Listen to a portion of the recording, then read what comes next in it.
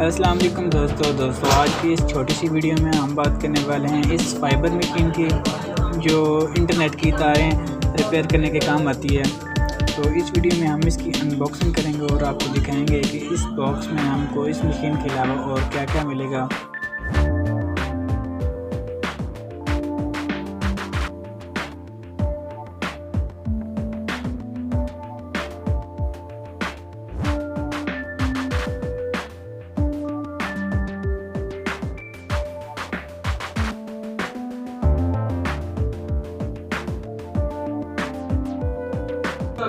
तो ये हम चेक करते हैं। ये हमारे पास है एक कटर ग्लास,